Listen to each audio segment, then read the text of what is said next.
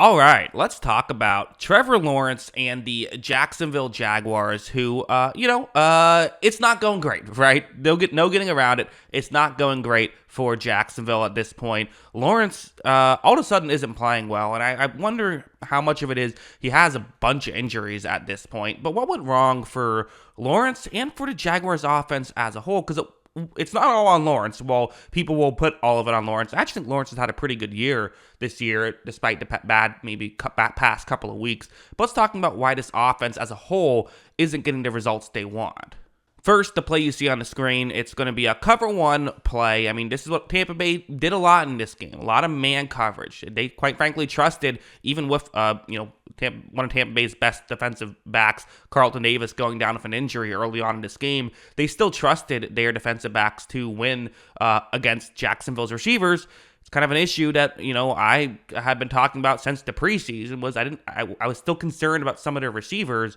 And like this situation, it's Tim Jones that they're going to try to throw to against Jamel Dean. So it's also kind of a weird choice here because, Tim Jones, that's not the kind of guy you typically want going up against your opponent's number one. If your opponent's number one corner is covering Tim Jones, I probably would look elsewhere. But watch as when you're going to see Lawrence take the snap, he fires this one towards Jones, and there's just no separation here. So it's one of those things where you can blame the quarterback all you want, and I think maybe the better criticism here for Lawrence is like, okay, why are you really, Tim Jones has 106 yards in his career at this point, 76 of those this season. Like I said, it's Tampa Bay's best corner at this point is in the game against him. I don't really know why you're making this throw. So I think that's a reasonable criticism at this point. But in general, the main point, guys just aren't getting open.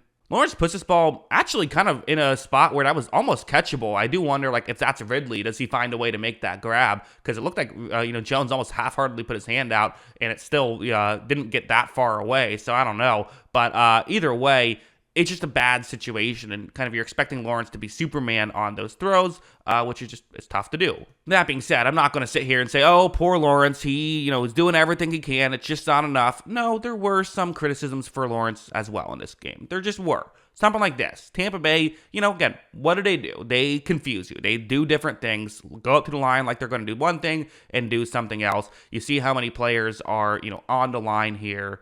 But they're dropping back into zone coverage. Going to be a cover 3 play at this point. Also, slight correction, not correction, but last play. I said Jamel Dean was their number one corner for Tampa Bay. Carlton Davis was still in the game, but I think Jamel Dean's probably been their better corner this season. So just clarification there. But anyway, back to this play. It's zone coverage. That's the route Lawrence is going to want to throw to. And again, keep in mind, this is a 3rd and 15 type situation. So it's it's a tough situation to try and get the first down. But, Parker Washington, again, they're not throwing to their, top guys, but you need role players to come through and make plays happen sometimes. So that's what Washington is going to try and do on this play. But again, 3rd and 15, you gain 7 yards or so you can try a long field goal. You gain 10 yards, maybe you can even go for a, 4th down opportunity if you want to. Lawrence takes a snap. He's going to assume he can get it to Washington before the defensive players get back, but, that's not happening on this play. Linebacker Devin White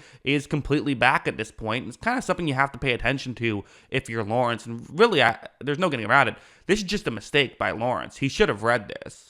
Devin White does get the interception. Got to give him credit. He got over there. He made a great play. But you saw him make the great play before you threw the football, or at least you should have. So it's definitely an error for Lawrence to put the ball in that direction in the first place. This one was another one which the commentary talked about as a potential miscommunication, and I think I agree, where it's a one-on-one matchup. It's a cover 2 man. You see the route that Evan Ingram is running on this play.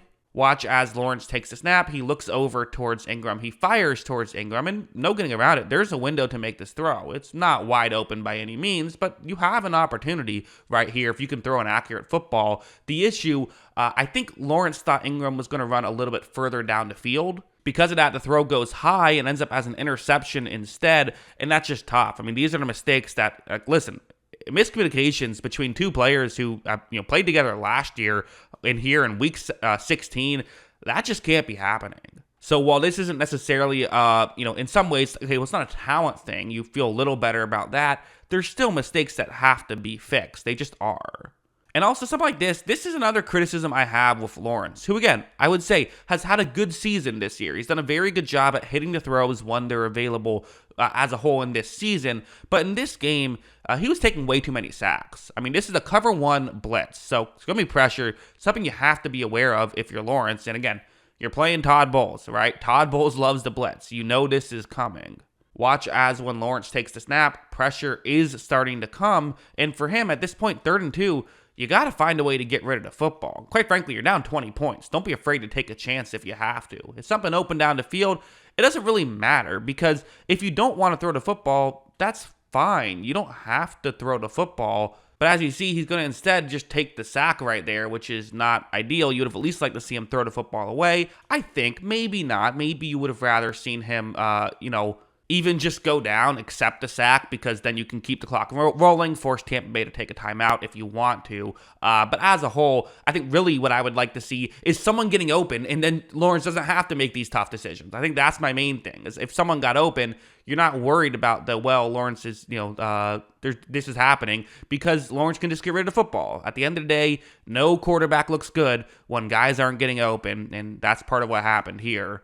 But also, again, that's not to make excuses. He had some tough plays. This one, it's again going to be a cover one blitz. So there's going to be extra pressure. That's something you can read at the line. Okay, extra pressure, got to get rid of the football quickly. Trevor Lawrence takes the snap. Pressure comes, right? It's picked up not very well by Jacksonville, and that's an issue, right? The Jaguars' offensive line has been an issue all season. Obviously, blitz pickup isn't inherently just offensive line talent. There's more that goes into it than just that. But it wasn't picked up very well. Lawrence is in trouble. But again, the best quarterbacks, they realize when they're in trouble and realize this isn't the time you can make a throw right now. Lawrence instead pump fakes, which is the worst thing you can do in that scenario, because then the ball is just ready to be knocked out. It was knocked out and taken over, and that kind of felt like the dagger, right? Because for Tampa Bay, it's 20-0. It's not a guaranteed victory. You score a touchdown right there. Now all of a sudden, 13-point game, you're right back in it. You get that play, though, and now it's just like, okay,